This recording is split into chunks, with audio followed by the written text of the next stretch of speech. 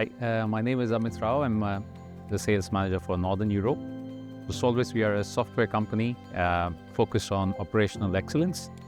Our platform is making sure that we enable operational excellence processes, be it performance management, autonomous maintenance, continuous improvement, health, quality, safety, education, and training. The experience so far has been great. We got to meet a lot of manufacturing leaders. There have been a lot of insights and interesting conversations with people from the industry.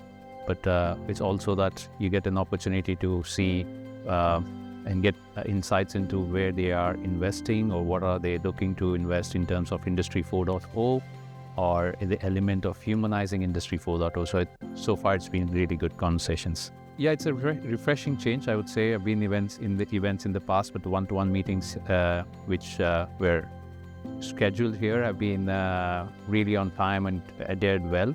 So that's a good concept. I think I would encourage other event organizers also to do that.